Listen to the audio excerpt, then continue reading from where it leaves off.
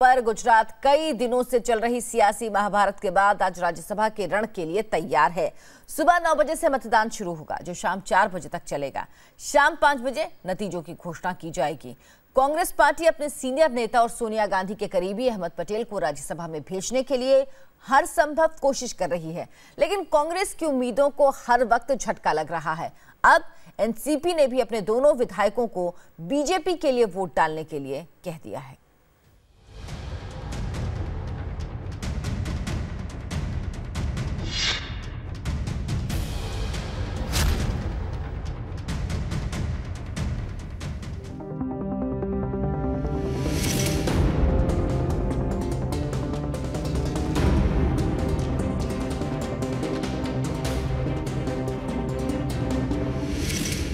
सोनिया गांधी के राजनीतिक सलाहकार और पार्टी के सीनियर नेता अहमद पटेल को राज्यसभा में भेजने पर कांग्रेस के पसीने छूट रहे हैं। सारी जुगत के बावजूद अहमद पटेल पर हार का खतरा मंडरा रहा है। अब तो वोटिंग में निर्णायक एनसीपी ने भी सोमवार को बीजेपी को समर्थन का ऐलान कर दिया। पूरे पटेल से बात हुई है, हाईकमान ने बात हुई मेरी। हाईकमान ने जो निर्णय लिया है उसमें पक्ष के अनुसार जो हमें जो आदेश मिले हैं उसमें साफ कहा गया है कि बीजेपी के उम्मीदवार बलवंत सिंह राजपूत को वोट देने के लिए बोला गया है। दूसरी तरफ अहमद पटेल जीत का दावा कर रहे हैं, लेकिन जीत को लेकर बेचैनी भी कांग्रेस खेमे में साफ दिख रही है। देर रात अहमद पटेल कांग्रेस के 44 विधायकों से मिलकर आणंद के निजानंद रिजॉर्ट से लौटे। इससे पहले बेंगलुरु से वापस आए इन्हीं विधायकों को रिसीव करने भी खुद एयरपोर्ट भी गए। कांग्रेस के दावों के बीच बीजेपी को भी अपनी जीत का पूरा भरोसा है। तो मुझे लग रहा है, मुझे मेरे जो विधायक है उस पर पूरा विश्वास है। विजय रूपाणी ने बयान दिया है कि हमारे तीनों कैंडिडेट जीतेंगे और अहमद पटेल विल लूज। मैं कह रहा हूँ कि मैं जीतूंगा और उनका एक कैंडिडेट हारेगा। कांग्रेस मुक्त गुजरात, उसकी ओर हम बढ़ रहे हैं। तीनों सीटों पर भारतीय जनता पार्टी के उम्मीदवार विजय प्राप्त करेंगे।